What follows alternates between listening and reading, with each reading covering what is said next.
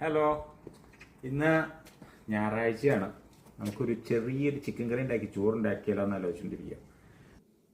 അപ്പോഴേ നമ്മൾ ചിക്കൻ കറി ഉണ്ടാക്കണ എന്തൊക്കെയാ വേണ്ടതെന്ന് നോക്കണ്ടേ?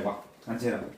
ഇത് ബേസിക് ആയിട്ടുള്ളൊരു ചിക്കൻ കറിയാണ്. എൻ്റെ അകത്ത് സവോള, കുറച്ച് സവോളയുണ്ട്, 2 പച്ചമുളക്, കുറച്ച് ഇഞ്ചി, കുറച്ച് കരിവേപ്പില, പിന്നെ ഞാൻ ഇതിൻ്റെ അകത്ത് കുറച്ച് യോഗട്ടും കൂടി ചേർക്കാമെന്ന് ഓർത്തുകൊണ്ടിരിക്കുന്നത്. ചെറിയൊരു തക്കാളി ഇല്ലാത്തതുകൊണ്ട് നമ്മൾ ചെറുതായിട്ട് കുറച്ച് യോഗട്ട് ചേർക്കാമെന്ന് വിചാരിക്കുന്നു.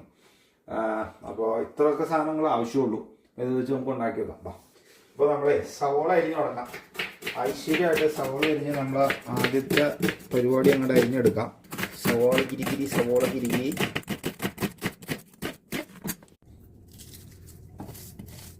ചെറുതായിട്ട് അരിഞ്ഞ് വയ്ക്കാം. ഇഞ്ചി എനിക്ക് ഒത്തിരി വലുതായിട്ട് കടിക്കാൻ കിട്ടുന്ന എനിക്കിഷ്ടമല്ല. നമുക്ക് വളരെ നൈസായിട്ട് അരിഞ്ഞെടുക്കാം. ഒരു വെളുത്തുള്ളിയുടെ കാര്യം പറയാൻ മറന്നു പോയായിരുന്നു. അപ്പോൾ വെളുത്തുള്ളി ഉണ്ട്, വെളുത്തുള്ളിയും കൂടി ഇടാം.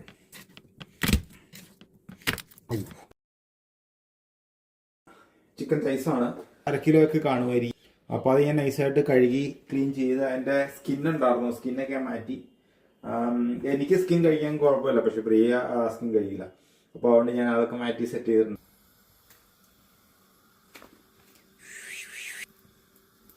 എണ്ണയൊക്കെ ചൂടായിട്ടുണ്ട്. അപ്പം നമുക്ക് അതിൻ്റെ അകത്ത് കുറച്ച് കടുക് പൊട്ടിക്കാം.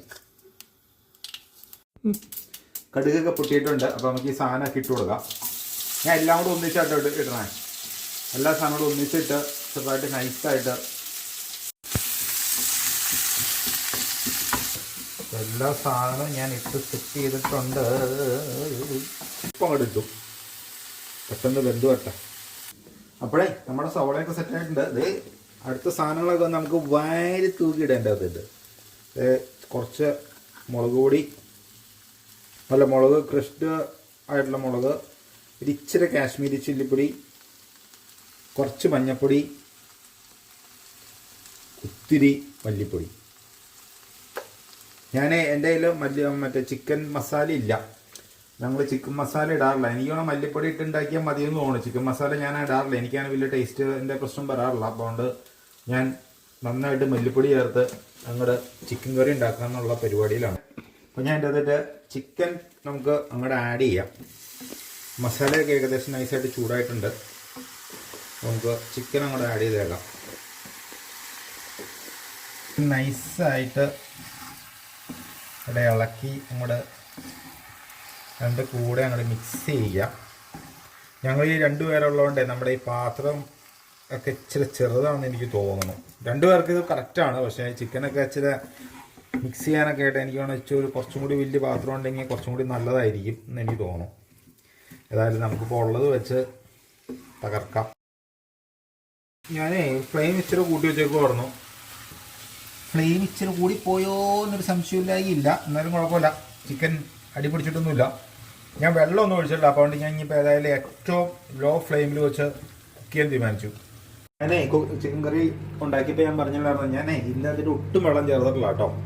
അപ്പോൾ ഇത് ഫുള്ള് ചിക്കൻ്റെ അകത്തുനിന്നുള്ള വെള്ളമാണ്, ജ്യൂസുകളാണ് വന്നേക്കണേ. അപ്പോൾ അതുകൊണ്ട് വളരെ ശരി. ഞാൻ ഒരിക്കലും ചിക്കൻ കറി മീറ്റ് ഉണ്ടാക്കുമ്പോഴോ അല്ലെങ്കിൽ കറി ഉണ്ടാക്കുമ്പോഴോ അതിൻ്റെ അകത്ത് ഒത്തിരി വെള്ളം മാക്സിമം ചേർക്കാതിരിക്കാൻ നോക്കും. അപ്പോൾ ഇതിൻ്റെ അകത്ത് ഞാൻ പറഞ്ഞപ്പോൾ ഒട്ടും വെള്ളം ചേർത്തിട്ടില്ല. നമ്മുടെ ചിക്കൻ കറിയൊക്കെ ഏകദേശം വെന്തു. ഞാൻ ഈ യോഗട്ട് ഇച്ചിരി എടുത്ത് ടേസ്റ്റ് ചെയ്ത് നോക്കിയതാണ്. അപ്പോൾ യോഗട്ട് ഞാൻ കുറച്ച് അതിൻ്റെ മുകളിൽ ഇട്ടിട്ടുണ്ട്. വലിയ താമസമില്ല വേവാനായിട്ട്.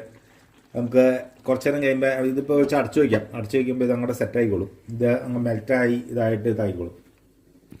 നല്ല ടേസ്റ്റായിട്ടോ യോഗട്ടിന്. അപ്പോൾ അങ്ങനെ നമ്മുടെ ചിക്കൻ കറി ഏകദേശമൊക്കെ സെറ്റായിട്ടുണ്ട്. ഞാൻ മറ്റേ തീയൊക്കെ ഓഫ് ചെയ്തു. നമ്മുടെ ഉച്ചത്തെ ഊണ് റെഡി ആയിട്ടുണ്ട്.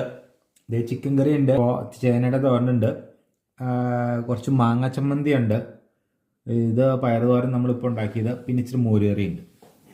അപ്പോൾ ഞാൻ ഊണ് കഴിക്കാൻ പോവുകയാണ്. നിങ്ങളൊക്കെ ഊണ് കഴിച്ചോ?